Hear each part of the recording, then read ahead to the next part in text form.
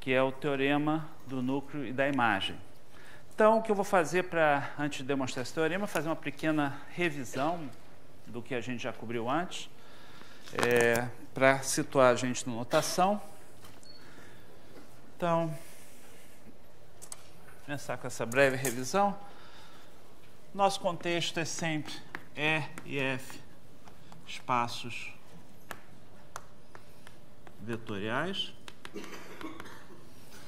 e um operador A linear de F tomando valores em F, tá?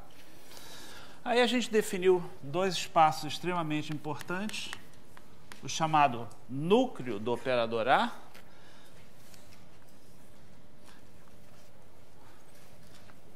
que é o conjunto dos vetores V em E, tais que AV é igual a zero, e a gente definiu a imagem do operador A, que é exatamente a mesma definição usual de imagem, são os resultados de calcular A aplicado a V, esse resultado está no contradomínio, com V qualquer elemento em E.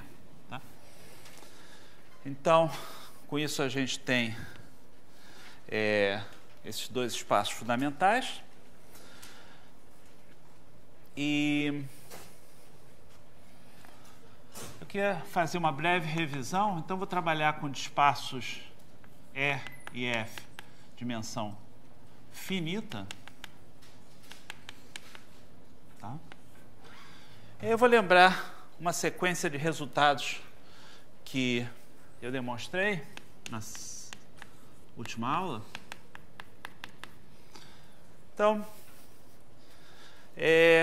eu vou fazer um paralelo, acho que esse paralelo é bastante interessante, entre propriedades a respeito da imagem e do núcleo. Eu já demonstrei boa parte desses resultados, então estou fazendo mais uma revisão. Então, a primeira questão é quando é que o A possui uma inversa à direita, ou seja, quando é que existe um B pertencente a L de F tal que A vezes B é identidade sobre E. E a gente viu na aula passada que isso acontece se somente se A é sobrejetora.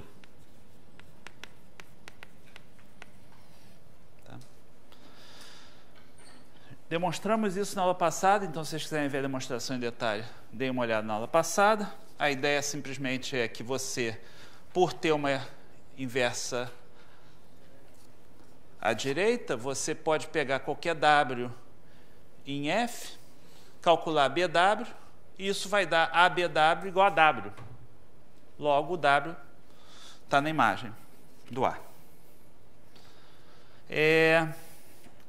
A gente viu também na aula passada que isso é equivalente a dizer que a imagem do operador A é o espaço todo. Isso é a definição de ser sobrejetora, de fato. Tá?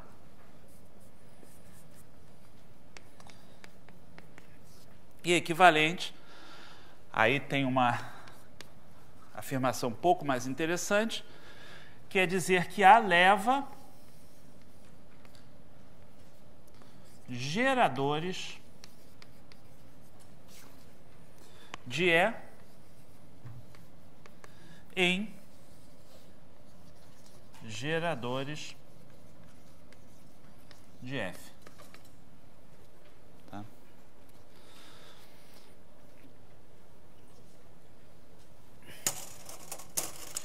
Eu reitero que isso daqui é dizer que B é inversa à direita.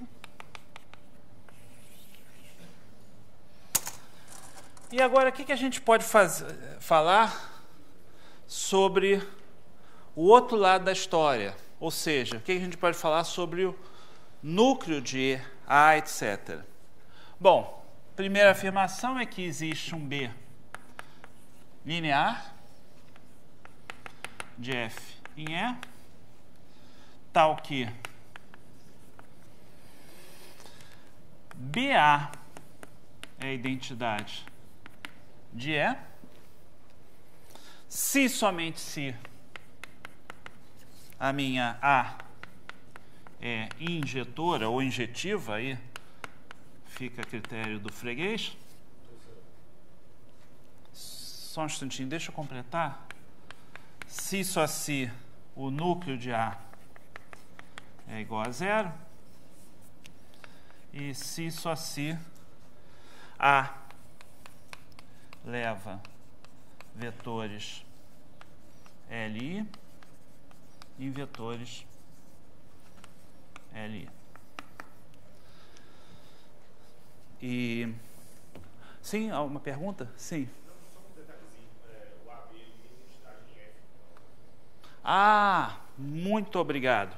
Uma correção aqui da nossa audiência, agradeço aqui a audiência que está sempre desperta, muito obrigado pela correção. Vocês são parte integral desse curso. Eu dei uma bobeada aqui. Note que o nosso operador B, ele vai de F em E. Então, eu, num afã de ser extremamente preciso, eu quis iterar, deixar bem claro, isso aqui é identidade sobre F. Eu quis. Tá bom? Então, obrigado. Mais alguma pergunta?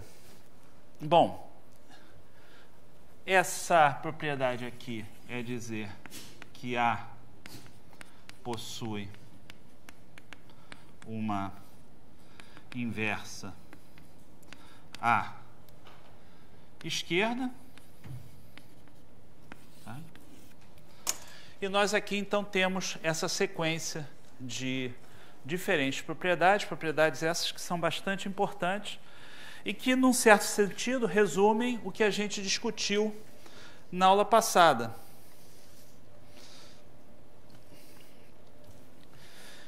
E agora, natural perguntar, e se a gente tiver uma inversa à direita e à esquerda?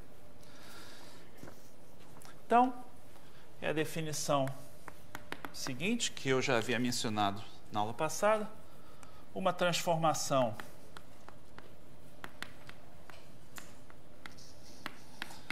linear é dita invertível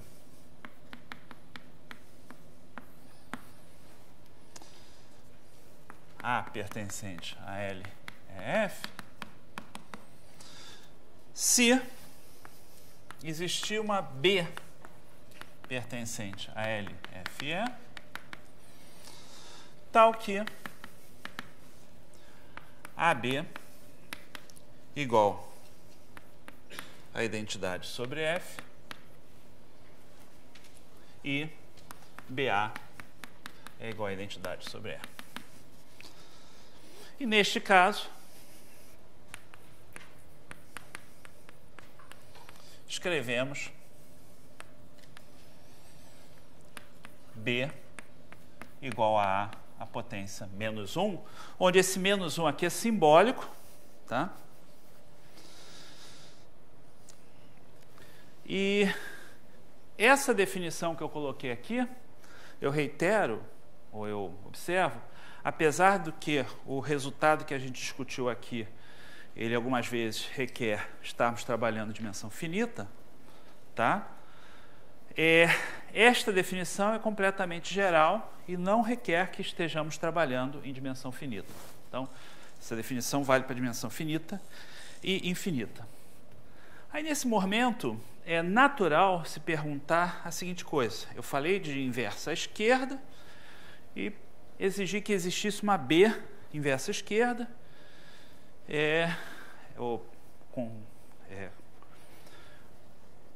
trabalhei em cima dessa hipótese desse lado. Trabalhei em cima dessa hipótese aqui do outro lado. Suponha que você tem uma inversa à esquerda e uma inversa à direita, não necessariamente iguais. Será que elas podem ser diferentes? De fato, não. De fato, se A possui uma inversa à esquerda, digamos, B1, e uma inversa à direita, digamos, B2, então B1 tem que ser o mesmo que B2. Isso é uma demonstraçãozinha relativamente simples. É só uma observação, então eu vou... OBS.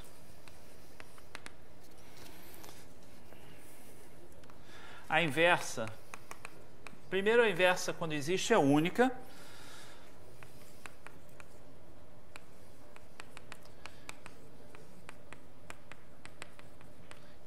E além disso, a inversa à esquerda,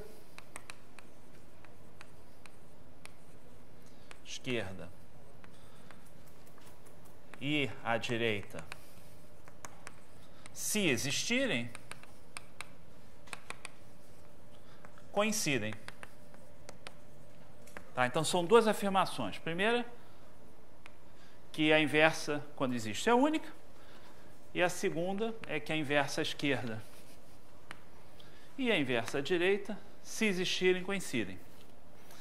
Vou demonstrar isso. Então, eu vou chamar de B. E B', digamos, as inversas à esquerda e à direita. Então, AB, digamos que vai ser a minha inversa à direita. Tá legal?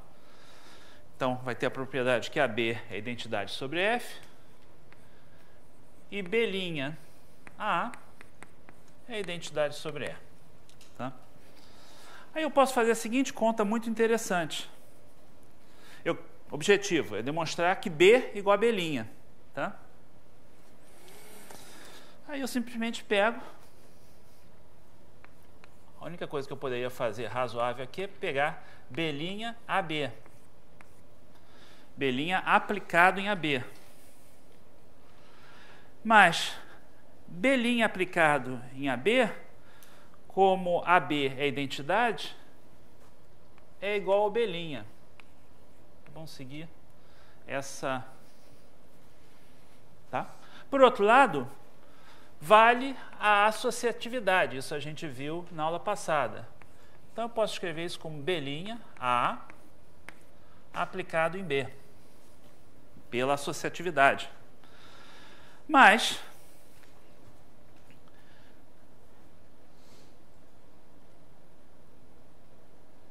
B' A é a identidade sobre E. Aplicado em B, que é o próprio B. Então, o que eu demonstrei? Eu demonstrei que o B' tem que ser igual a B. Então, eu demonstrei que se a inversa à esquerda e à direita existirem, elas coincidem.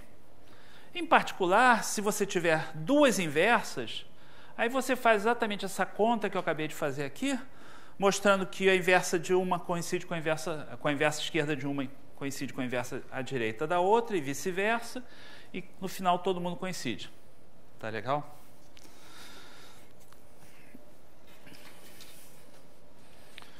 Então, portanto, B igual a B', que é o que a gente quer demonstrar. Legal isso. Então, podemos falar da inversa, se ela existir, é claro. Ela é única.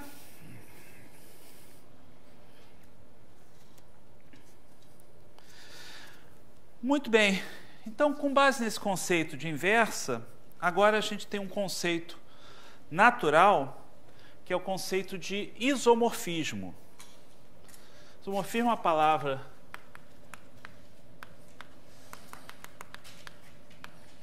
usada muito em contexto de livros de matemática. Nesse caso, o que a gente quer dizer é o seguinte: definição. Se A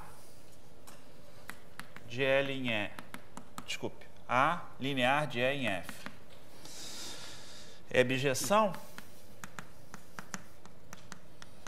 dizemos que A é um isomorfismo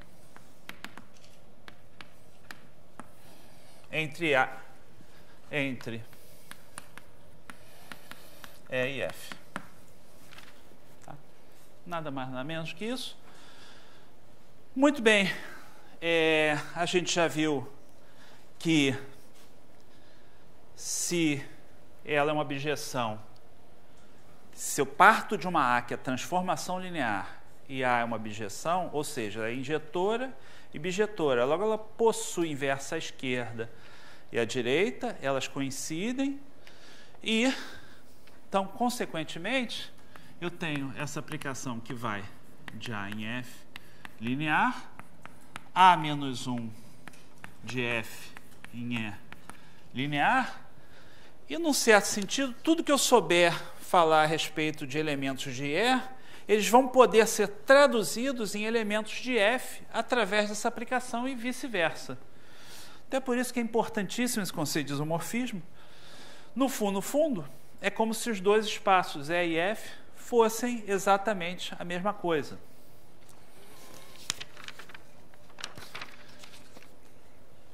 Um exemplo.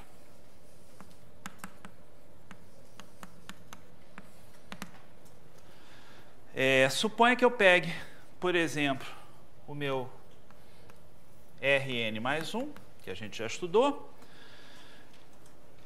Esse seria o meu espaço E.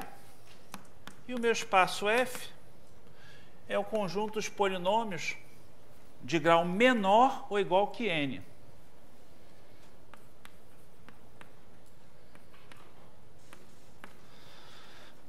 E uma maneira de definir um isomorfismo entre esses dois espaços é pegar uma n mais 1, ou uma n mais 1 plá, uma n-pla, n mais uma, sei lá, não consigo falar isso, muito complicado.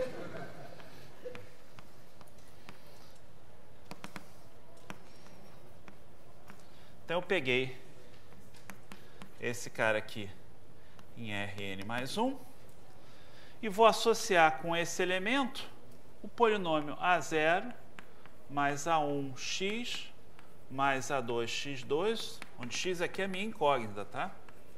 A n, x elevado a n. Bom, você pode verificar que todas as propriedades lineares são mantidas, tá? Não vou fazer a conta, mas isso é totalmente direto, você já tem condições de verificar isso. E que é uma aplicação injetiva, 1 a 1, e sobrejetiva.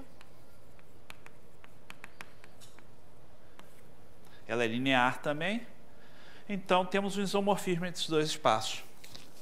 De fato, eu posso generalizar um pouco essa ideia e dizer que sempre que eu tenho dois espaços vetoriais E e F de mesma dimensão, eu posso definir um isomorfismo entre eles associando cada ponto de uma base, digamos, do espaço E ao ponto da base do espaço F. Deixa eu desenhar isso aqui porque fica mais fácil. Então, suponha que V1, V2, estou assumindo que eles têm a mesma dimensão, digamos N. Então, isso aqui é uma base de E. E suponha que eu tenha W1, W2, Wn, base de F. E a minha aplicação vai pegar Vi e vai mandar em Wi. A gente viu que sempre que você tem uma aplicação que manda elementos de uma base na outra, eu posso estender como uma aplicação linear. Essa aplicação linear manda uma base de um numa base da outra.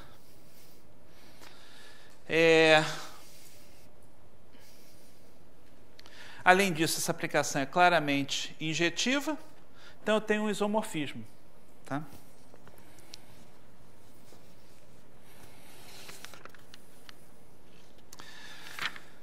Muito bem, tantas coisas para falarmos de isomorfismos.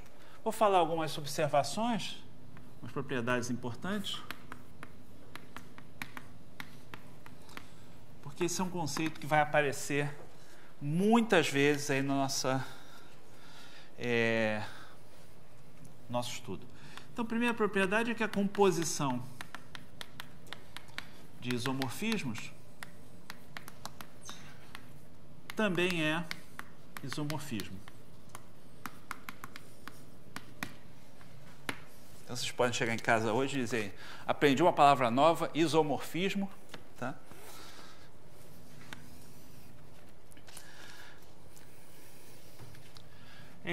Eu posso pegar a multiplicação de um isomorfismo por um escalar alfa em R menos zero, ou seja, um escalar real diferente de zero, não nulo, e isso é também um isomorfismo.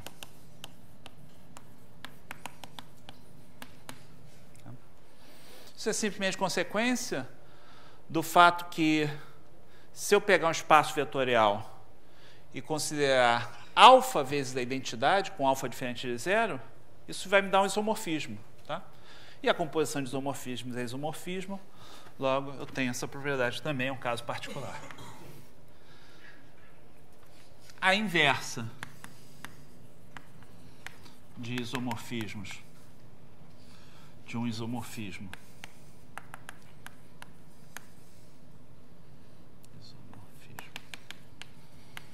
Também é isomorfismo.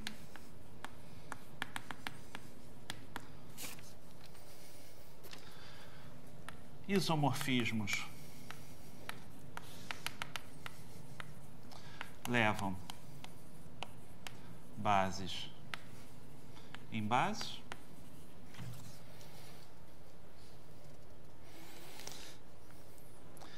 E se a dimensão de E é N, finito, e A de L é F, é isomorfismo, então a dimensão de F também é N. Ou seja, a dimensão de espaços vetoriais é invariante por difeomorfismos. Em particular, todo espaço é dimensão finita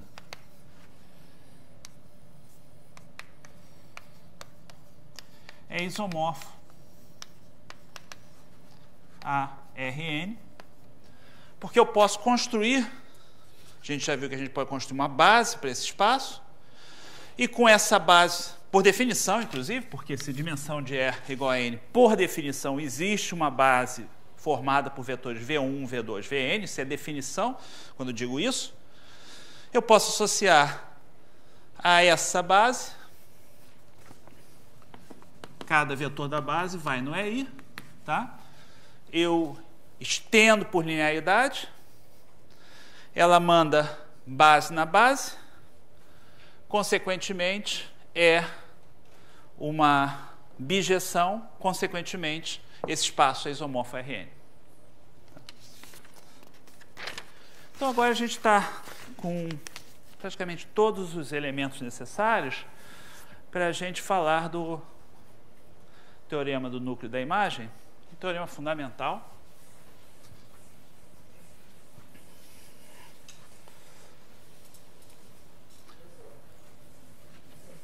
Sim, só um instante.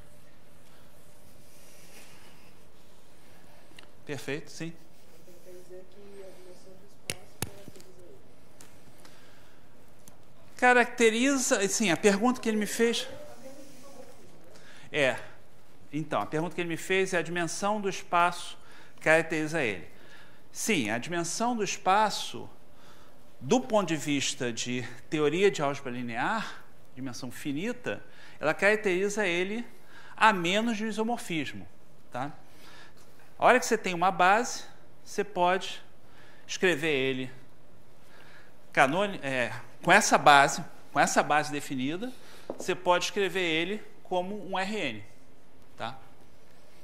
O que acontece é que, na prática, e isso é fundamental em análise de imagens, análise de sinais, é que a gente trabalha com N muito grande, tá? E quando a gente trabalha com N muito grande, a escolha da base é que é realmente o que torna o problema difícil. Uma vez que você escolheu a base boa, você facilmente descreve os teus sinais, as tuas imagens e tudo mais, e aí você pega a informação que muitas vezes é muito menor do que a dimensão do teu espaço ambiente. Pensa, por exemplo, numa imagem 1000 por 1000, tá? Então 10⁶ diferentes pontos lá. Cada um desses pontos tem uma certa intensidade. Muitas vezes até tem várias intensidades, porque tem diferentes cores. Então tem a cor, digamos, no RGB tem a cor red, vermelho, verde e azul, né? E aí você tem, então, digamos, 3 vezes 10⁶ variáveis aí, né?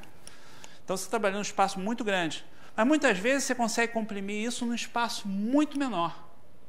E aí, isso você faz escolhendo uma base apropriada. E a escolha da base, então, é essencialmente escolher qual é o isomorfismo que você vai escolher entre esse teu espaço aí de imagens, que você está considerando como espaço vetorial, no RN. Tá? Mais alguma pergunta? Então, vamos falar agora do teorema do núcleo da imagem.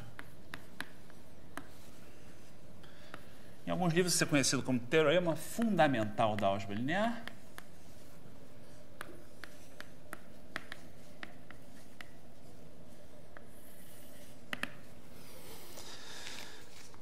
E o que o teorema diz é essencialmente o seguinte: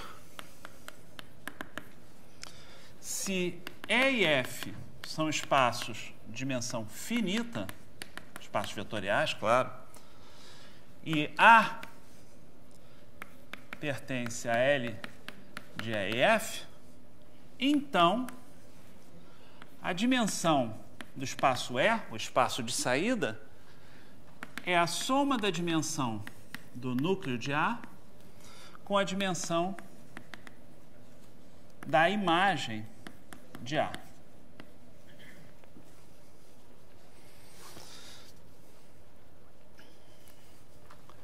Eu vou fazer um desenhozinho que é importantíssimo, porque ter esse desenho em mente é fundamental.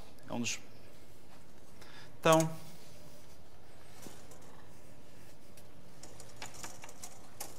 aqui está meu espaço E. Eu vou desenhar aqui o núcleo de A. A gente sabe que isso é um subespaço. Ele contém um zero. Isso é uma descrição pictográfica. Eu vou escrever um outro espaço aqui que eu vou explicar para vocês o que se trata, em alguns segundos. Mas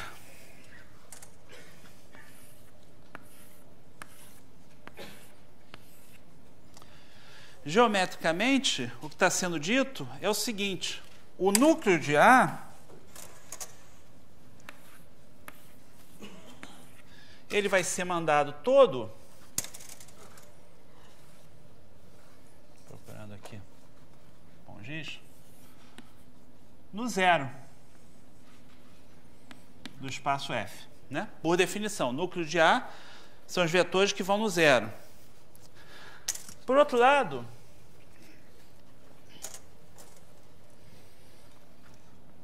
a imagem, que pode coincidir com o F todo ou não, tá? Vai ser tal que, quando eu pegar a imagem inversa de cada um desses pontos, então isso aqui é a imagem de A, ela vai me dar variedades afim do meu espaço E, que vão ser mandadas nesses diferentes pontos. E essa dimensão da imagem, quando eu pegar um conjunto de geradores da imagem de A, eu vou ser capaz de construir um conjunto de geradores desse espaço vetorial que eu estou denotando em azul, que conjuntamente, ao tomarmos a soma com n de A, vai gerar o espaço todo. Tá? Então, uma outra descrição que eu gosto muito, e que eu vou fazer nessa partezinha, é a seguinte. Agora eu vou pensar que eu vou contar aqui 0, 1, etc. E vou parar na dimensão do núcleo de A.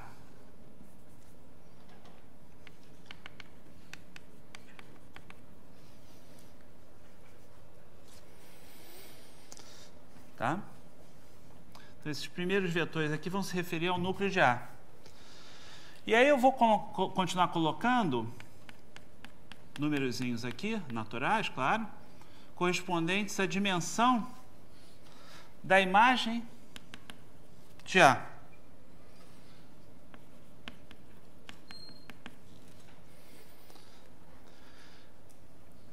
Agora, o núcleo de A, ele é tal que ele vai ser todo colapsado no vetor 0, que tem dimensão 0. Então, esta parte aqui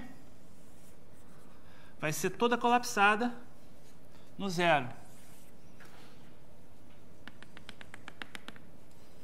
E aí, o que eu vou ter aqui é exatamente a dimensão da imagem de A. Agora, desse lado, eu estou contando dimensões no espaço E.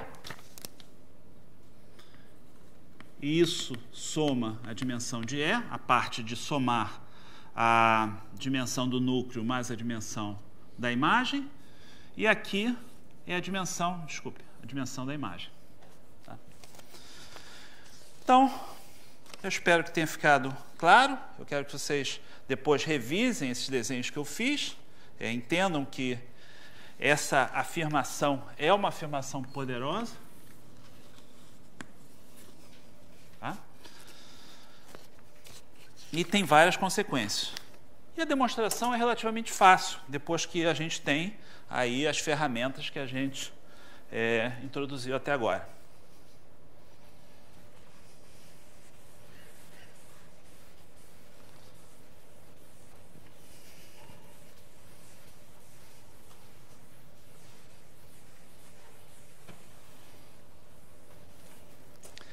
Então, como é que eu demonstro isso? Eu quero demonstrar que a minha imagem,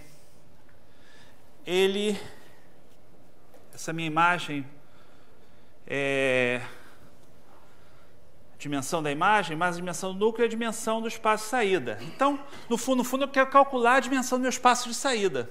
Tá bom? Mas para calcular essa dimensão do espaço de saída, eu faço o seguinte.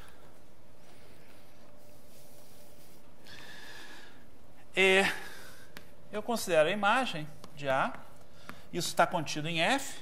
F é um espaço de dimensão finita. A gente já viu que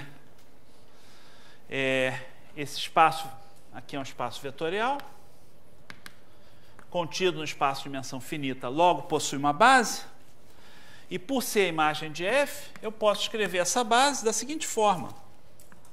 A1, AO2, AUP,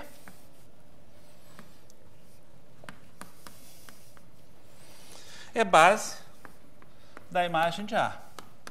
Eu posso escrever dessa forma porque todos estes pontos da imagem eles são escritos da forma AU1, AU2, AUP. Eu também tenho que o núcleo de A é um subespaço de E e eu posso pegar V1, V2, VQ, base desse núcleo de A. Novamente, porque a gente já mostrou que dentro de um espaço de dimensão finita, qualquer subespaço possui uma base. Eu afirmo agora que o 1, o 2, o P, V1, V2, VQ é base de E.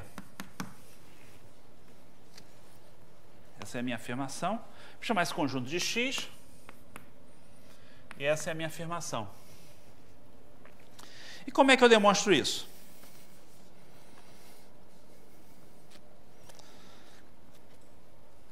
Muito simples. Primeiro eu mostro que ele é LI. E depois eu mostro que gera. Então, X é LI.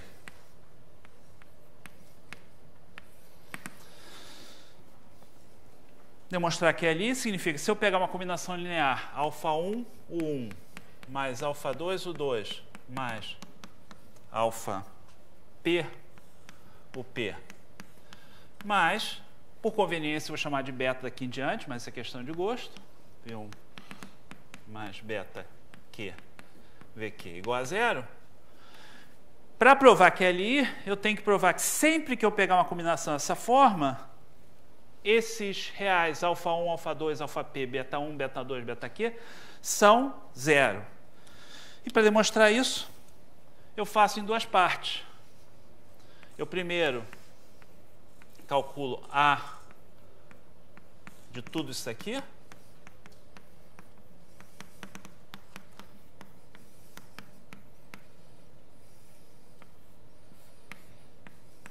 Tá? Então, isso aqui é 0. Logo, A desse vetor também é 0. Agora, tem uma parte aqui que vai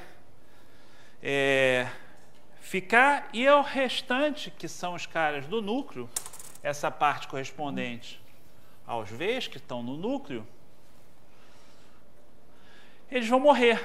Então, eu posso escrever isso como alfa1, A de 1, mais alfa2, A de U2, mais alfa-P, A de UP. O que estava fora desses U's são os caras que estão no núcleo. E eles são igual a 0. A disso dá igual a 0, desculpe. Isso aqui é igual a 0. Mas, como AU1, AU2, AUP é base da imagem, e eu estou pegando uma combinação linear desses caras, e verifiquei que isso é igual a 0, então, alfa1, alfa2 igual a alfa-P. Tá legal? Igual a 0. Com isso, o que eu fiz? Eu matei essa primeira parte. Porque eu mostrei que os alfas correspondentes à combinação dos U's tem que ser 0. E, consequentemente, eu fico com a equação beta1 V1 mais beta Q VQ igual a 0. Bom, mas por construção, V1, V2, VQ é base do núcleo. Logo, beta 1 igual a beta 2 igual a beta Q igual a 0. O que eu demonstrei? Então, que alfa 1, alfa 2, alfa P, beta 1, beta 2, beta Q são 0, consequentemente, esse conjunto X é LI. Tá legal, gente?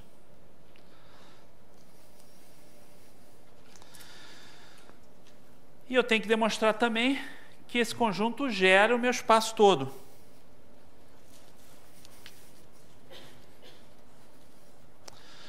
Mas essa parte também é fácil. Tão fácil que eu vou fazendo um pedacinho do quadro aqui.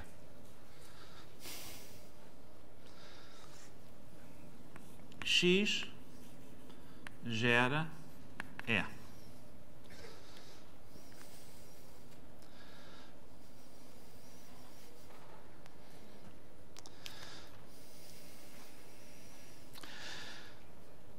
Por quê?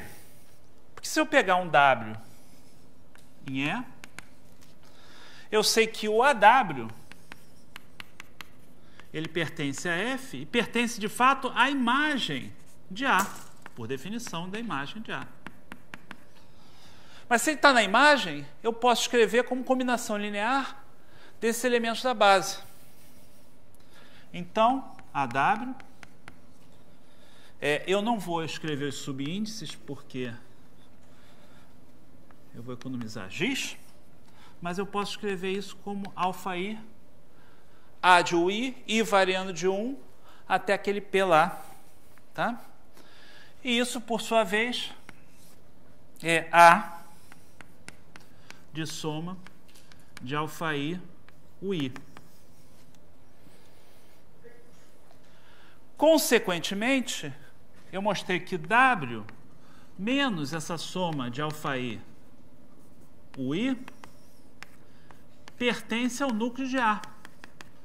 Porque AW igual a A de alguma coisa. A da diferença vai mandada no zero, logo está no núcleo. E, portanto,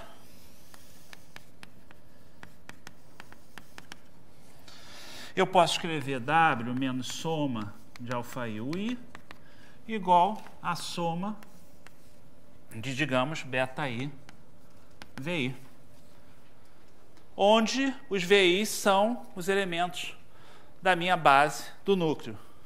Em suma, W é soma de alfa-i UI mais soma de beta-i VI. Os I's variam aqui de 1 até P e aqui de 1 até Q. Mas não escrevi isso. Mas então, com isso eu demonstrei o quê? Demonstrei que o conjunto X é LI e o conjunto X gera E. Portanto, é uma base do espaço. Quem são esses elementos do conjunto X?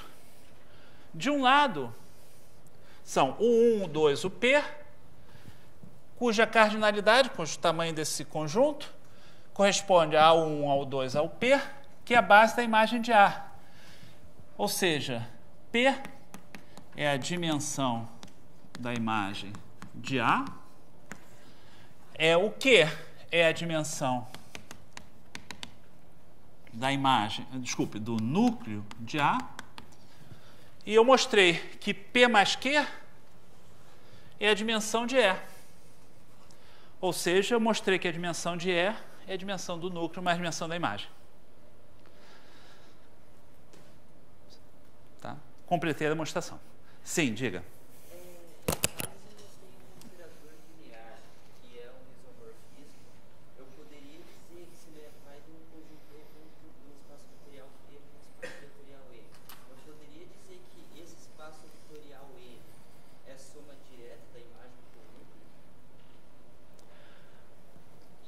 Então, a tua pergunta é longa, ela envolve somas diretas. Somas diretas é o próximo tópico.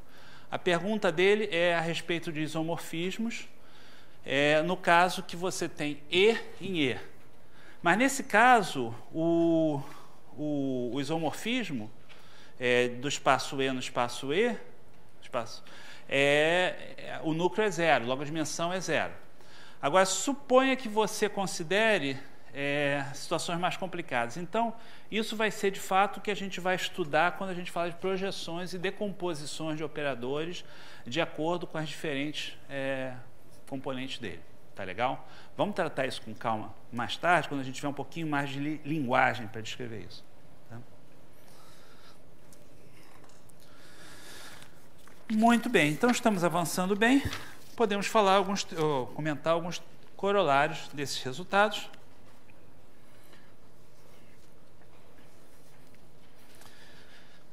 Que eu acho que, inclusive, tem a ver com a pergunta que foi feita.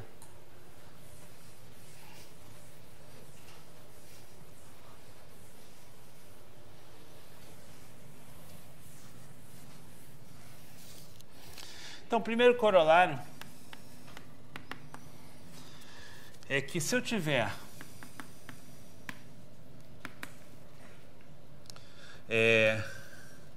EIF, subespaços, espaços vetoriais, desculpe.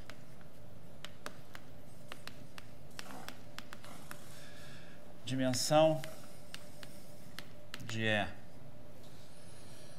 igual a dimensão de F igual a N finita, tá? E A um operador linear em F. Então, A é injetiva se e somente se A é sobrejetiva.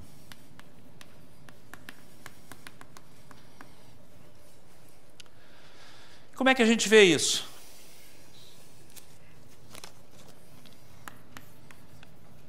Nota o poder desse resultado em afirmações desse tipo.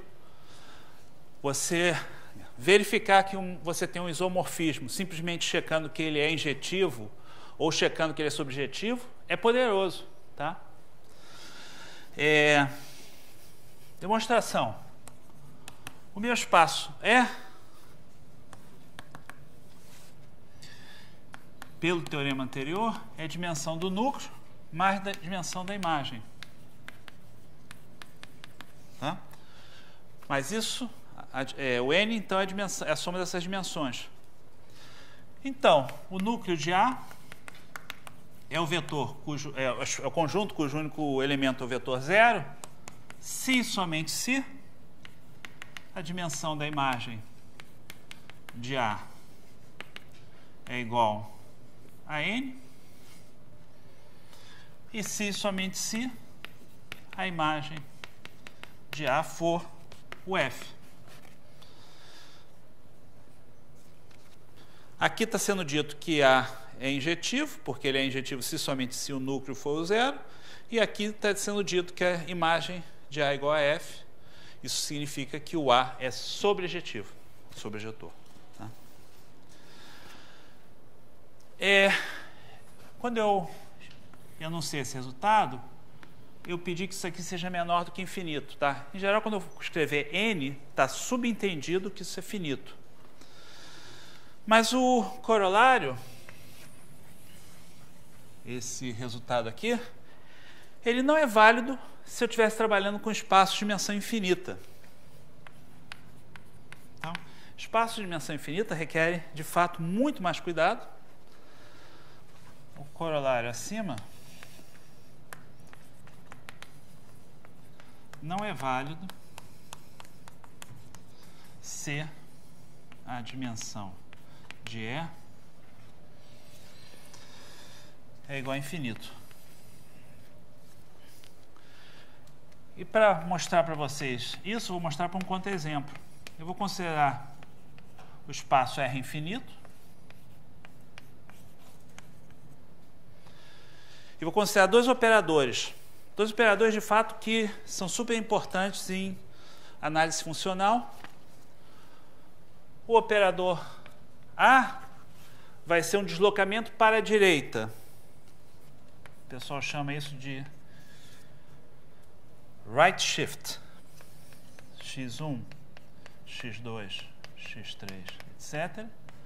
Tá? Isso aqui é uma sequência de infinitos números, tá? Indexados sobre os naturais. E eu vou mandar isso no 0, X1, X2, etc. Então, eu inseri o 0 na primeira posição e desloquei todo mundo para a direita. Como eu estou trabalhando com infinitos números, botar todo mundo para a direita não tem problema.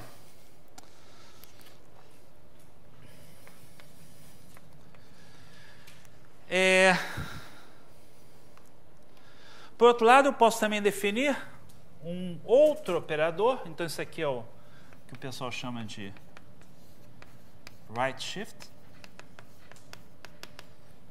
Deslocamento para a direita. O left shift, que é x1, x2, x3, etc. Eu vou mandar agora, eu vou matar o x1 e botar o x2 no lugar dele.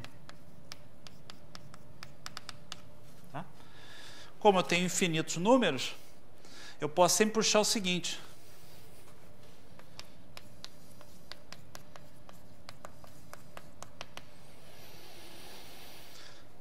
Nota que A é injetivo, tá? Mas não é sobre. E B é sobre, mas não é injetivo. Tá? Então, isso é um exemplo de transformação linear de um espaço vetorial no outro espaço vetorial, que injetividade não implica subjetividade e vice-versa. Bom, espero que tenha assustado vocês o suficiente ou animado vocês para estudar essas coisas mais a fundo, mas para isso tem que entrar em análise funcional, que não é o assunto desse curso. Vou apagar a demonstração, mas deixa eu ver se tem alguma pergunta sobre a demonstração ainda. Ficou alguma dúvida sobre a demonstração?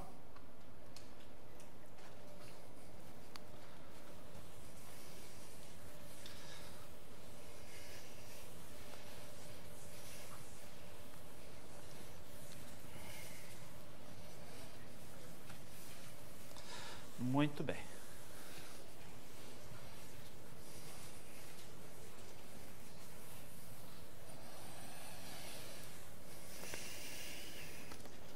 Então, já que a gente está falando de exemplos, vamos ao meu exemplo favorito, que eu vou começar com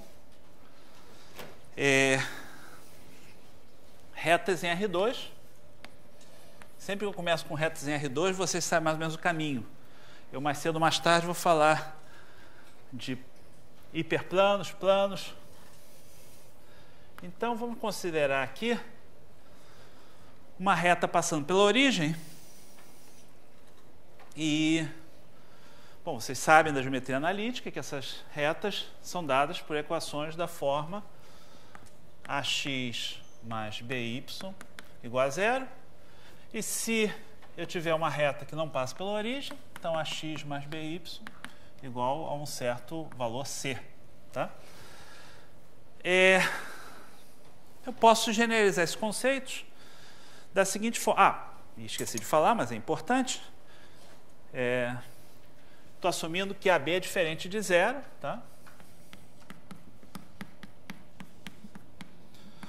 E vocês sabem, certamente, que o vetor AB é perpendicular a essa reta passando pela origem.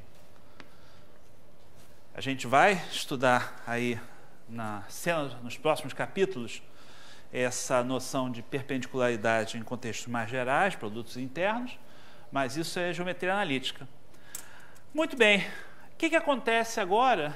Como é que eu posso generalizar isso de uma forma bastante bonita, usando o que a gente já tem? Então, suponha que eu considere o Rn, o meu espaço é, e considere o meu F, os reais R. Eu posso considerar agora φ de Rn em R um operador linear, que tem até um nome especial. Nesse caso é um chamado funcional linear. A gente definiu isso algumas aulas atrás. E eu vou assumir que o φ é diferente do funcional trivial zero, tá?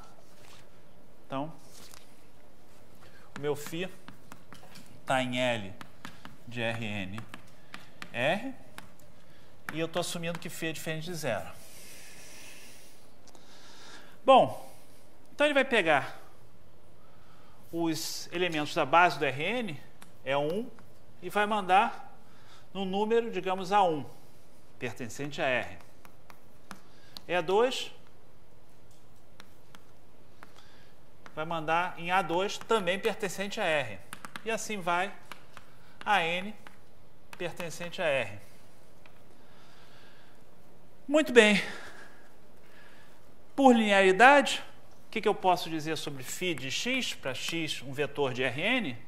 O φ de x vai ser A1 x1, primeira coordenada, mais AN xn. Vai pertencer a R.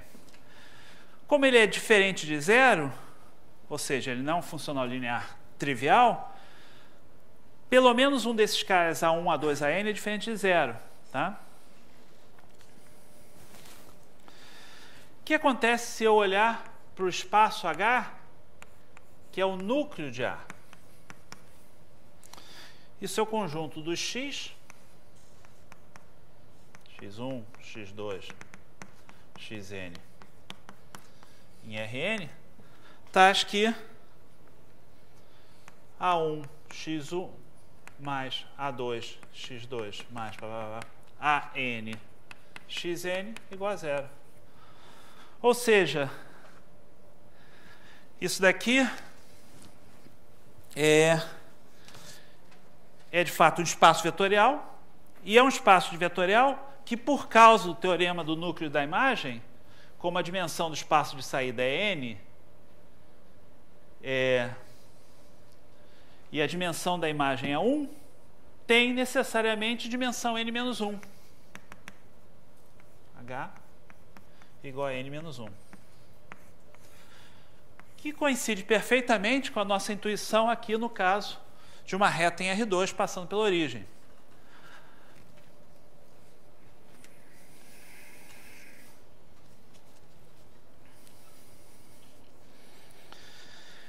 E, de fato, vale a volta, se a dimensão desse meu espaço H for n menos 1, necessariamente o meu φ é diferente do zero, do funcional nulo. Tá? Porque se a dimensão do H fosse n, mais uma vez, pelo nosso resultado básico aqui, a dimensão o n seria igual à dimensão da imagem. Desculpe, o n seria essa dimensão do núcleo, seria a dimensão do E, logo a dimensão da imagem seria zero. Logo, a imagem do φ seria o vetor zero, conjunto com o único elemento vetor zero, e aí a gente estaria, então, no caso em que o φ é trivial. O que acontece se eu considerar agora translações desse espaço? Por exemplo, por qualquer vetor que eu escolher de R2, isso vai me dar retas paralelas a essa reta passando pela origem. Tá? Eu podia ter feito isso também em R3, tá? Considerando um plano passando pela origem. E aí eu trabalharia com um espaço aqui de dimensão 2, tá? Novamente assumindo que o φ é não trivial. E ao transladar, eu tenho as chamadas variedades afins, e que a gente já viu que essas variedades afins são de dimensão 2. Isso foi um exercício que a gente fez. Da mesma forma que aqui a gente tem variedades afins de dimensão 1. E, no caso geral, que a gente vai ter, ao transladar esse espaço H, variedades afins de dimensão n-1. Além do mais, é natural a gente considerar aqui a definição de paralelismo. Então, lembrando, eu tenho dois espaços afins de mesma dimensão, e eu posso mandar um no outro fazendo uma translação e levar ao zero, pegando um ponto do espaço e diminuindo aí, levando ao zero não, levando ao espaço que passa pela origem, pegando um ponto do espaço. Tá? Então, com isso eu defino a noção de paralelismo, pegando o espaço, digamos, vetorial e transladando por um vetor do espaço. Aí a gente diz que um espaço afim é paralelo a outro espaço afim. E isso permite generalizar aquela noção de paralelismo que a gente tinha de retas no plano ou retas no espaço dimensão 3, dizer que elas são paralelas. Me perguntaram sobre paralelismo entre, se eu pegar, por exemplo, duas retas transversais no espaço R3, por exemplo. Aí, ela não cai nesse conceito de paralelismo que eu acabei de definir aqui, tá? Eu posso sim falar de paralelismo entre um espaço afim de uma dimensão e o espaço afim de outra dimensão, ou dizer que uma reta é paralela a um plano, mas aí eu teria que elaborar um pouco nessa definição, eu não vou entrar nisso porque eu não vou precisar disso. Então, no enunciado aí do teorema da aula passada, que a gente talvez fale sobre ele no final da aula de hoje, existe essa noção de paralelo, onde simplesmente o que estava sendo dito é que você pegou uma variedade afim e, por um resultado, então, a gente viu que isso é x mais e, existe x mais f, tá? E aí, se a gente pegar esse espaço vetorial f e somar outros vetores do meu espaço x, eu vou obter outras variedades. Eu posso definir aí que a variedade, digamos, V1 é paralela à variedade V2, tá? Se, quando eu fizer V1 menos V2, existir um x pertencente ao meu espaço maior, tal que V1 menos V2 igual a x, tá? No sentido de soma de vetor com conjunto, que é um sentido aí que a gente já andou falando. Muito bem, então esse aqui talvez seja um bom momento para a gente parar por aqui.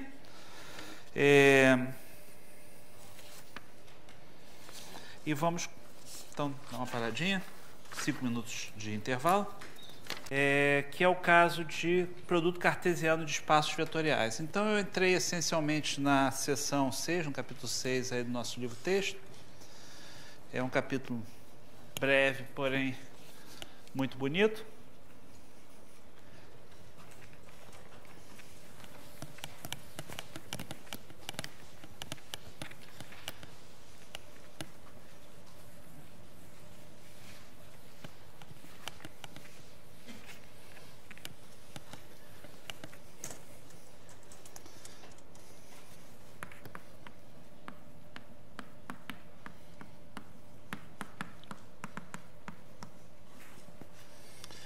De espaços vetoriais.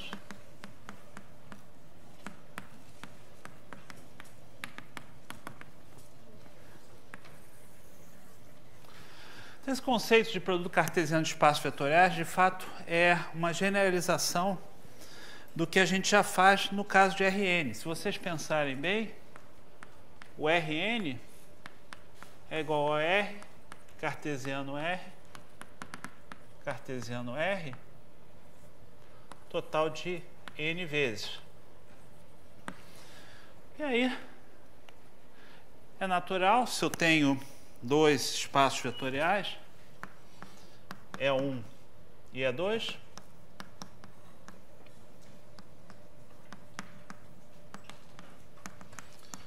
eu defini o produto cartesiano de E1 com E2 exatamente com as somas, com os pares ordenados da forma UV com U em E1 em V e V em E2.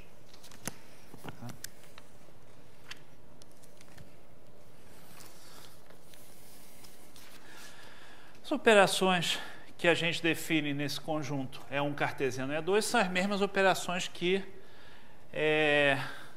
a gente naturalmente define no Rn, quando a gente faz o produto cartesiano de Rn vezes, ou seja, a gente faz a soma coordenada a coordenada. U1, V1 mais o 2, V2 é igual a U1 mais o 2, V1 mais V2, e o produto por escalar, alfa U V igual a alfa U, alfa V. Então, é um exercício bastante elementar, você verificar que E1 cartesiano E2 com essas operações é um espaço vetorial também. E a primeira observação é que a dimensão desse espaço vetorial, assumindo agora que E1 e E2 tem dimensão finita, a dimensão do meu produto cartesiano E1 cartesiano E2 é a dimensão de E1 mais a dimensão de E2. E como é que a gente demonstra isso? De várias maneiras, mas a mais fácil, pelo menos do meu ponto de vista, é exibir uma base do meu produto cartesiano E1 com E2. Eu vou produzir essa base partindo de uma base do E1, uma base do E2. Então,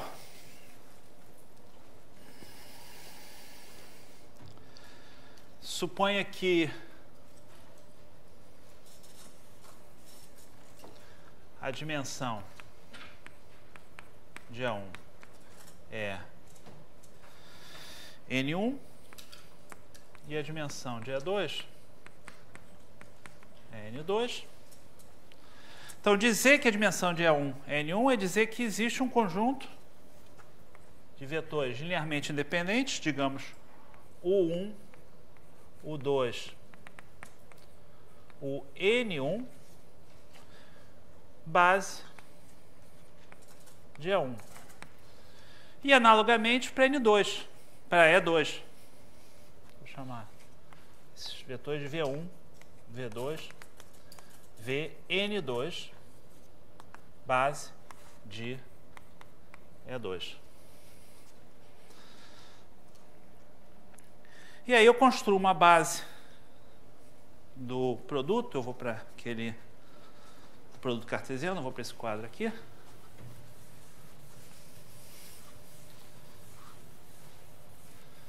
Com os seguintes vetores. Então eu pego o 1,0, o 2,0, o N1,0 e tomo a união desse conjunto com 0 V1, 0 Vn2, tá? Eu só coloquei como união porque eu quero explicitar que, se vocês olharem essa base que eu construí, que é a base natural, né? Não tinha outra opção. Desse lado aqui, a primeira componente, o 1, o 2, o N, 1, é base de E1. E desse lado aqui, a segunda componente, V1, 2, Vn2, é base de E2. Tá? E aí, você me dá um vetor qualquer, V, U, pertencente ao produto cartesiano E1, E2. Eu escrevo esse vetor com combinação linear de U1, U2, o N1. Opa, deixa eu botar a ordem.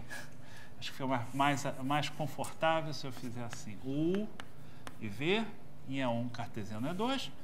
Então, U eu escrevo como soma de alfa I, o I. E eu escrevo V como soma de beta I, ou soma de beta J, VJ. Tá? Com I e J no conjunto de índices 1 até N1 e J 1 até N2. Tá? Agora, eu considero, escrevo U, vírgula V como soma de alfa I, o I, vírgula 0, mais soma de beta J, 0, VJ. Tá? Aqui é soma em I, aqui é soma em J. E eu acabei de mostrar que, então, eu construí um conjunto de dimensão de E1 mais dimensão de E2, elementos, que gera o meu espaço E1 cartesiano E2. Tá legal? E é bastante direto também provar que esse conjunto é linearmente independente, por razões totalmente óbvias. Agora eu vou aproveitar que eu estou com um quadro escrito assim. Se eu tomar esta combinação linear dos elementos do meu conjunto união dessas duas bases, desses dois conjuntos aí, e tiver isso igual a zero, significa que a primeira componente é zero e a segunda componente é zero. Como os U's e os V's são bases dos respectivos espaços, os alfas são zero. Então, mostrei também que é linearmente independente. Uf. Então, o que a gente acabou de demonstrar é um fato importante, que a dimensão do produto cartesiano de E1 com E2 é a dimensão de E1 mais dimensão de E2. Em particular, se eu tiver a dimensão de R2, isso é 1 mais 1. E por indução eu provo que a dimensão de Rn é n. A gente pode repetir essa operação, fazer o produto cartesiano de n espaços vetoriais. A gente pode generalizar isso aqui, eu não vou fazer isso, mas deixo vocês se divertirem com isso em casa, é um exercício bastante bom. O que eu quero fazer agora é relacionar esses conceitos com o conceito de soma direta e projeções.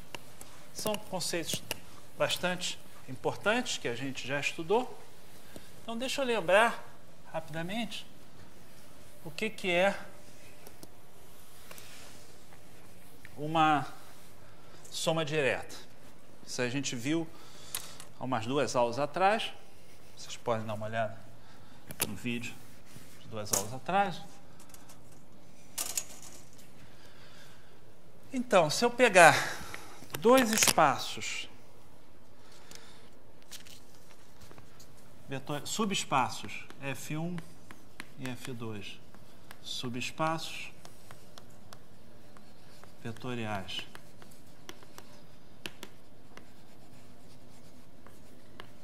de E, lembra que a gente disse que E é F1 soma direta com F2, se duas coisas acontecerem. Primeiro, se eu puder escrever E como a soma do F1 com F2. E segundo, se F1 interseção F2 for somente o vetor zero.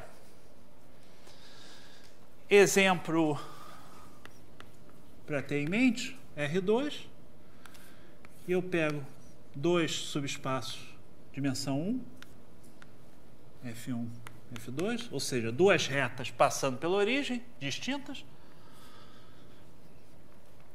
E aí eu posso escrever qualquer vetor de R2 como combinação linear de um elemento de F1 e F2, isso, e a minha interseção de F1 com F2 é o zero. E a gente também viu que uma maneira equivalente de falar nisso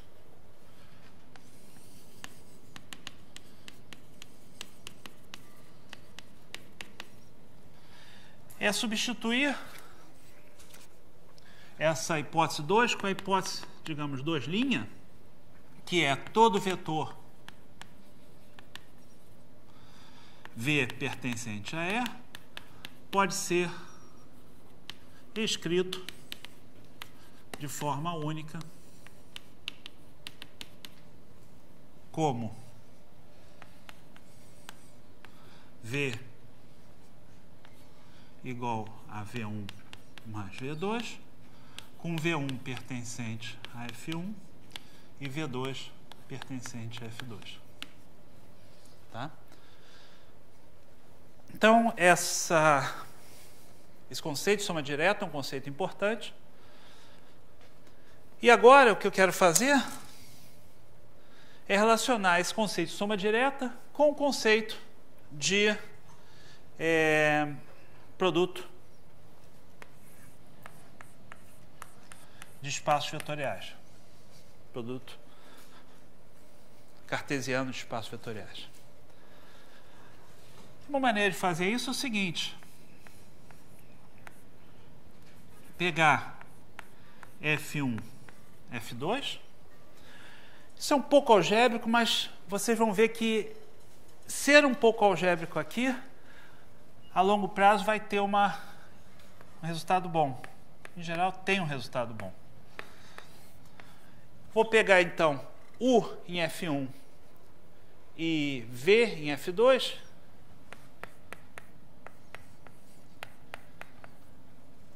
E associar com esse par UV o elemento U mais V. Tá? Nota que, de um lado, eu tenho produto cartesiano, por exemplo, R2. De outro lado, eu tenho, por exemplo, a soma do span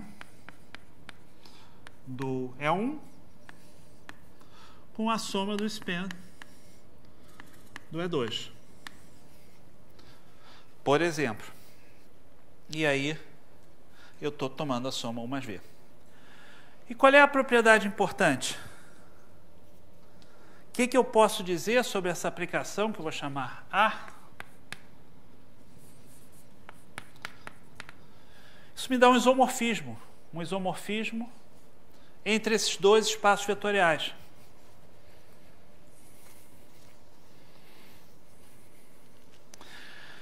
Isso permite diretamente relacionar produtos cartesianos com somas diretas. A é um isomorfismo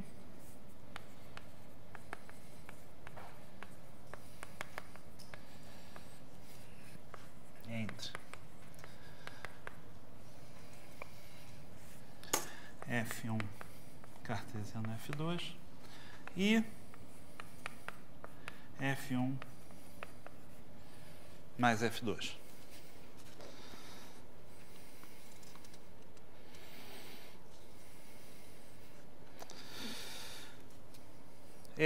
Demonstração super simples, certamente é linear.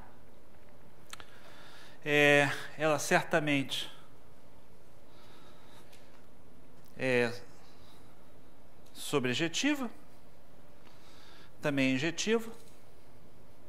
Essa é uma maneira de ver. Outra maneira é pegar uma base do F1, F2, que é a base que a gente acabou de construir aqui.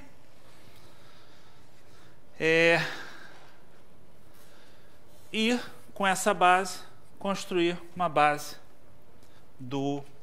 da soma direta F1 mais F2. Lembrando que, como F1 interseção F2 só tem um vetor 0 na interseção, então, se eu tiver U1, U2, o N1 base do F1 e V1, V2, Vn2 base do F2, então a união vai ser a base do espaço todo. Tá? Então, manda uma base, é um isomorfismo. Então, tem umas 5 maneiras diferentes de ver isso. Tá? E o que a gente pode falar sobre a relação entre o cartesiano e só a soma, sem ser a soma direta? É o meu próximo tópico. Tá? Então, a pergunta que me foi feita é, de fato, a introdução para o próximo tópico. A pergunta é, o que acontece, porém, quando o meu conjunto F1 interseção F2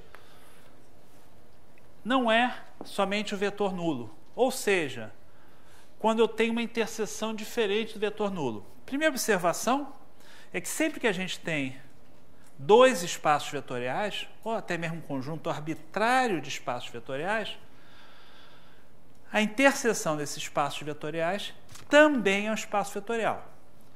Então, seria o caso, por exemplo, nós estamos aqui no R3 e considerarmos o plano do chão e o plano dessa parede. E a interseção desses dois planos dá essa reta aqui perto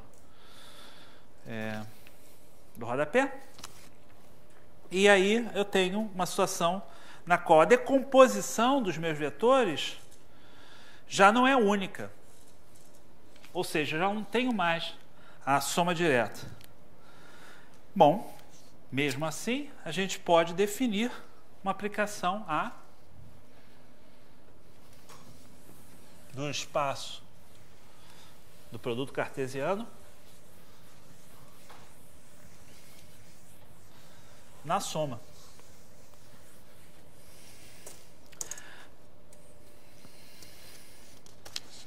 Então, agora eu vou pegar F1, F2, diferente do zero.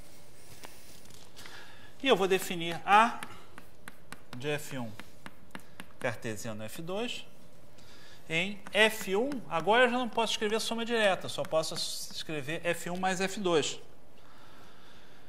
Eu vou continuar assumindo que o meu E é a soma de F1 mais F2. Mas isso também não é fundamental. E como é que eu definir mais uma vez isso? O V é mandado em U mais V. Tá? Quem é o núcleo? Essa é a primeira pergunta fundamental. Núcleo de A, como é que eu caracterizo esse núcleo de A? Resposta. Esse núcleo é o conjunto dos UVs, tais que U mais V igual a zero, pertencente a F. Agora, se você pensar, eu estou trabalhando com dois espaços vetoriais F1 e F2. Então, esse núcleo é exatamente a interseção dos dois espaços vetoriais. Isso aí é exatamente F1 interseção F2. De um lado, se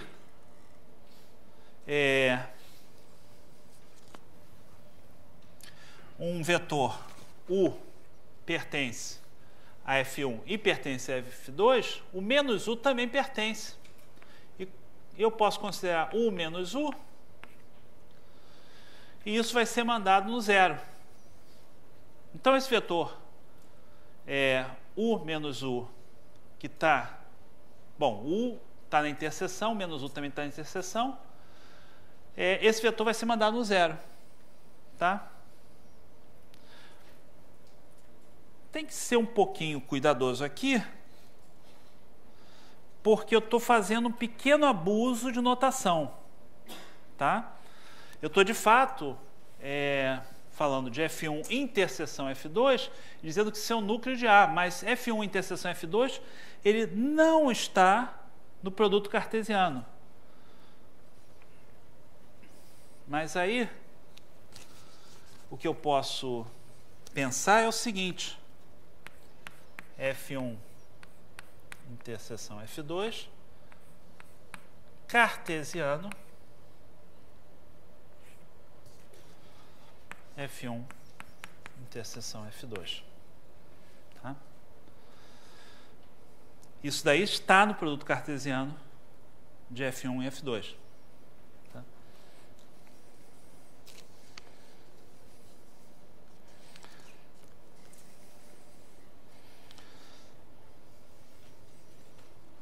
Muito bem. Pelo teorema do núcleo da imagem, eu tenho que a dimensão de F1 mais a dimensão de F2, que é a dimensão do meu espaço produto, é a soma da dimensão do núcleo de A mais a dimensão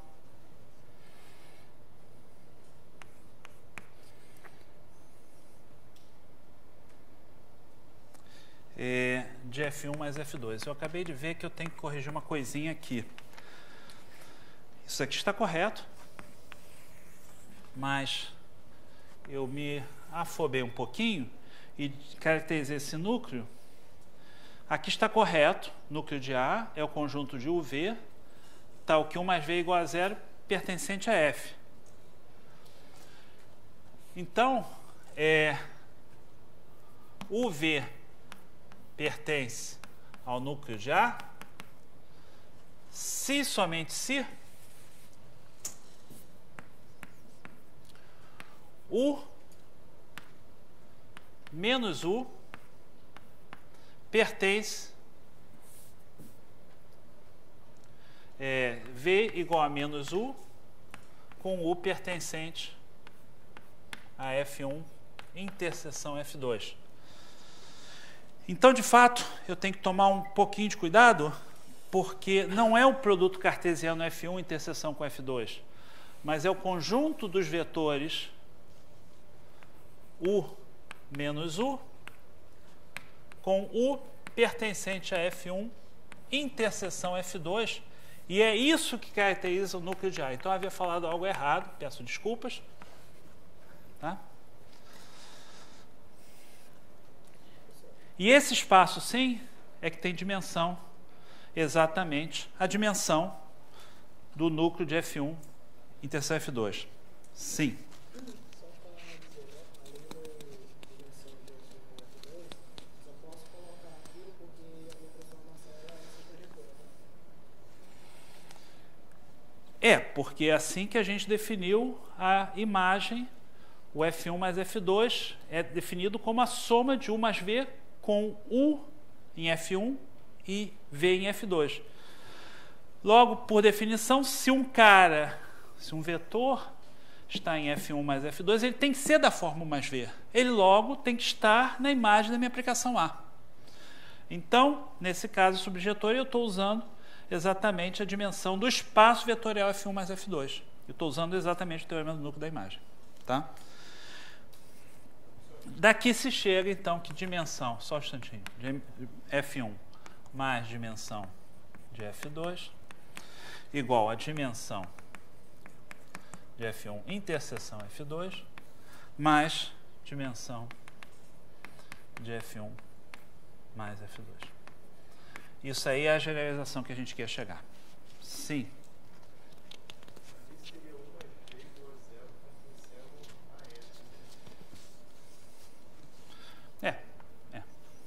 Obrigado. Então, com a ajuda de todos, a gente tem, ao final da aula, um resultado razoável. Muito bem.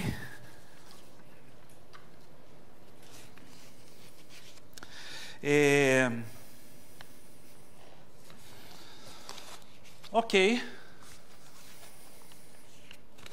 Então, o resultado que a gente acabou de demonstrar, eu vou enunciar aqui. Resultado que é útil em várias aplicações. Se F1, F2 tem dimensão finita,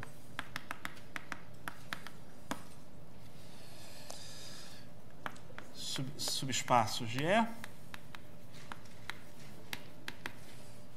então a dimensão de F1 mais a dimensão de F2 é igual à dimensão da interseção de F1 com F2 mais a dimensão de F1 mais F2.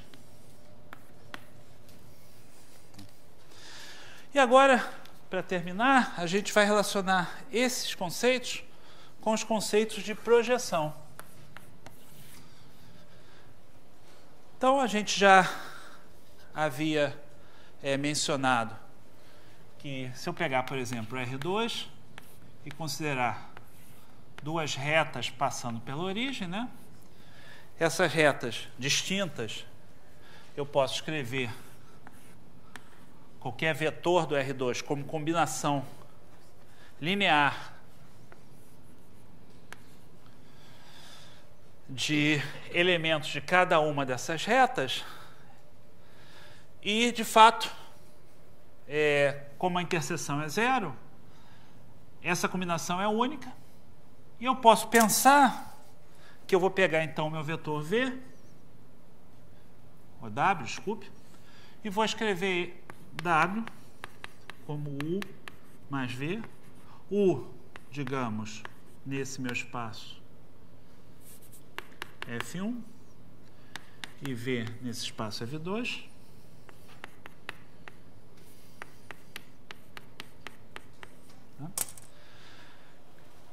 E agora eu posso associar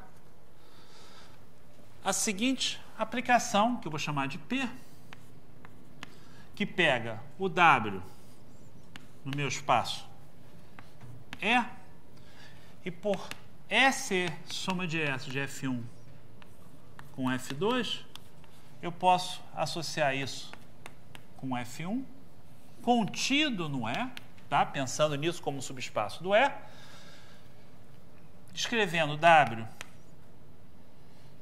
igual a U mais V e mandando isso em U pertencente ao F1. Tá? Essa é a ideia de projeção. Primeira observação é que se eu já partir de um U em F1, ou seja, se U pertence a F1, então o P de U é exatamente U. Mas, geralmente, se eu partir de um W e calcular P de W uma vez e calcular, isso vai pertencer ao F1 pela construção, e se eu pegar P ao quadrado de W, isso vai pertencer ao F1. Novamente. E mais do que isso, o P ao quadrado de W vai ser o próprio P de W, porque eu projetei exatamente no mesmo cara que eu tinha partido, na segunda vez que eu projetei. Então, uma característica das projeções é que as projeções satisfazem essa identidade funcional P2 igual a P. Tá?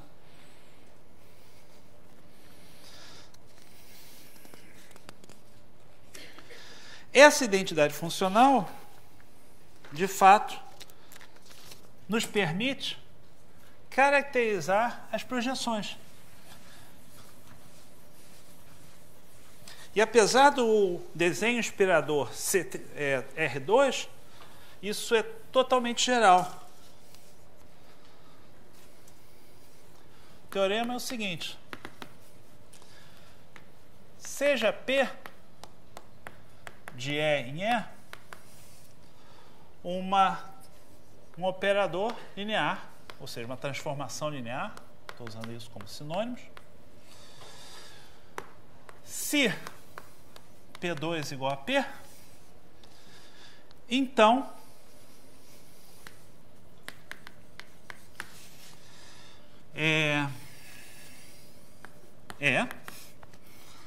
é o núcleo de P, soma direta com a imagem de P.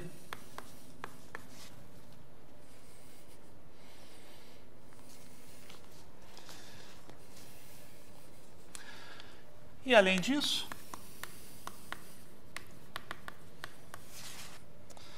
P é projeção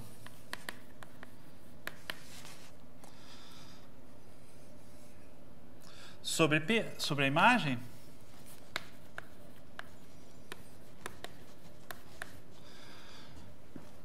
paralelamente ao núcleo de P. Significando que, vou desenhar aqui que fica mais fácil desenhar. A primeira afirmação é que eu tenho o meu espaço E como essa soma direta do núcleo com a imagem. Isso aí a gente vai demonstrar. E a segunda afirmação é que esse vetor que me manda sobre a projeção, ele de fato é um vetor que pertence ao núcleo de P. Então, você está nesse W, você calculou o PW, e a maneira de chegar no PW é escrevendo W igual a PW mais identidade menos PW. Isso daqui pertence ao núcleo de P. Tá? E é isso que a gente quer dizer aqui como paralelamente. Eu trasladei por um vetor do núcleo de P.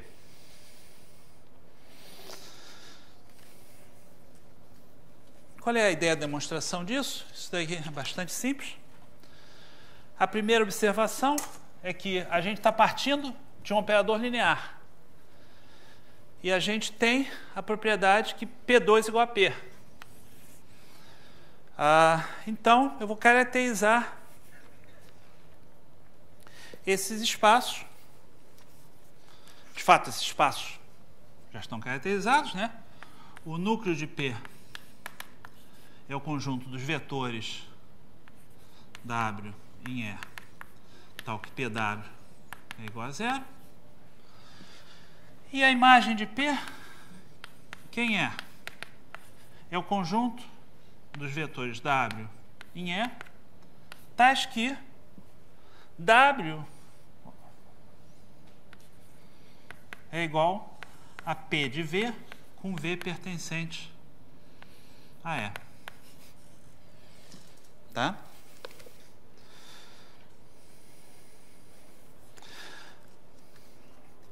Mas, e aqui eu já essencialmente entreguei para vocês a charada, eu posso escrever um W como PW mais W menos PW.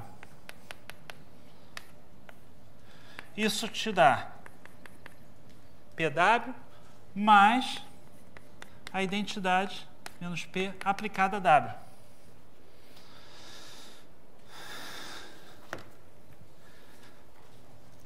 Nota que essa propriedade aqui, que W igual a PW, significa que W está na imagem do P.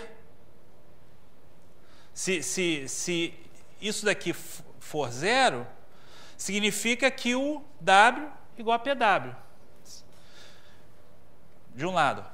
Por outro lado, se PW for igual a 0, o W está no núcleo. Tá?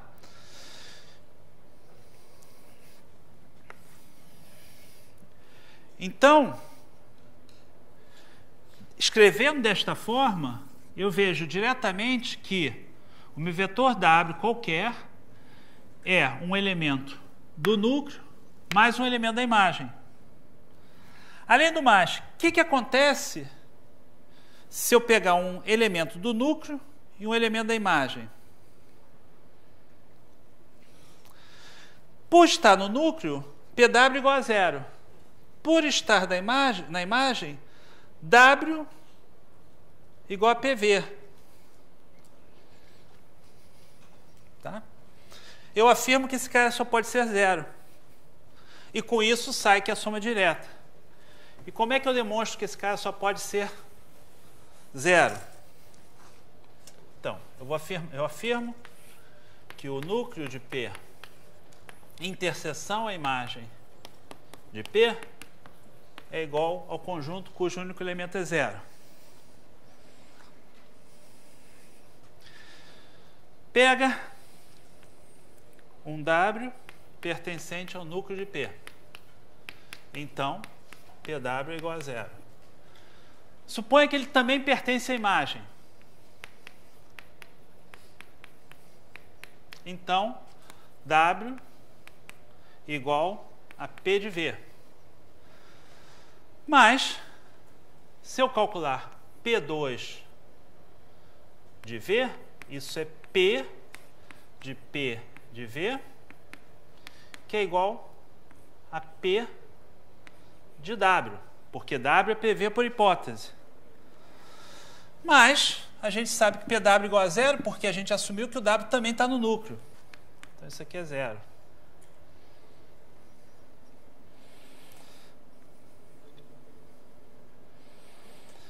Mas a gente sabe que P2, por hipótese, é o próprio P, que é o W. Consequentemente, eu mostrei que W igual a zero.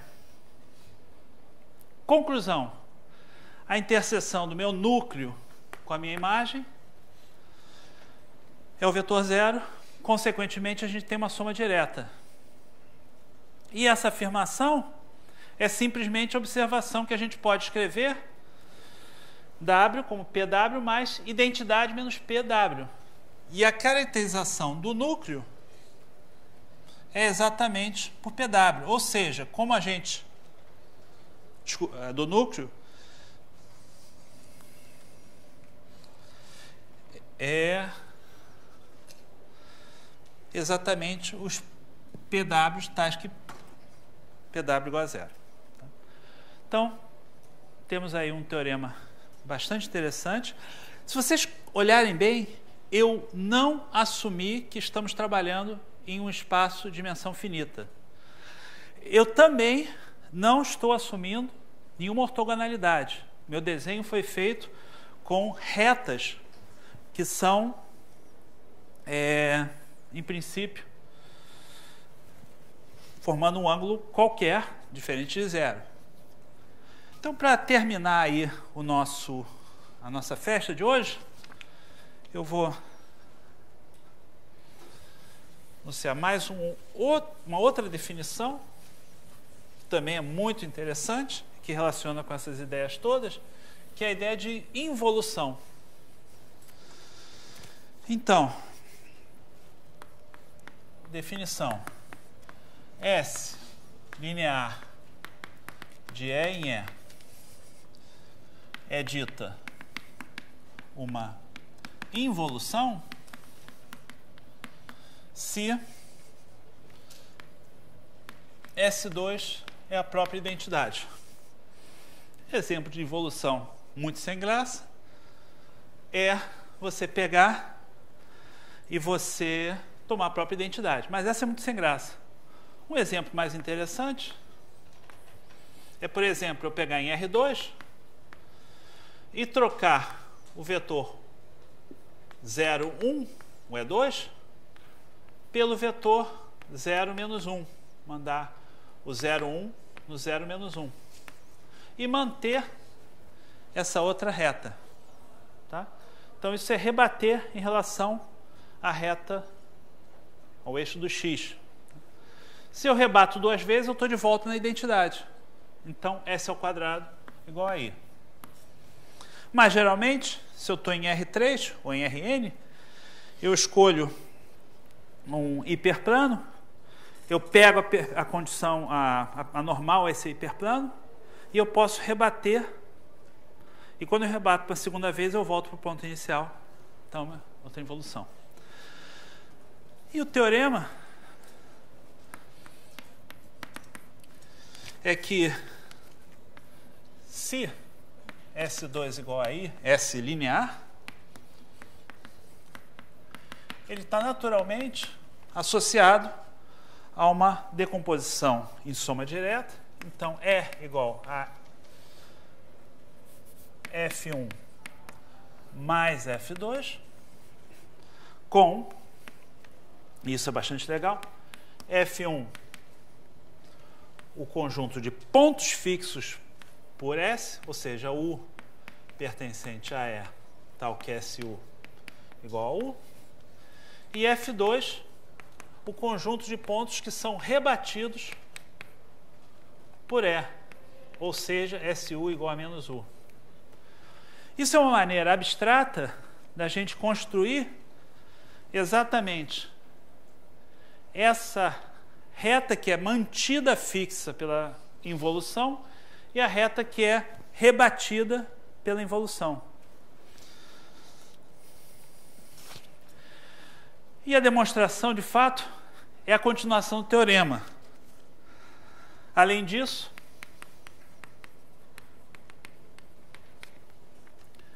P definido como um meio de S mais I é projeção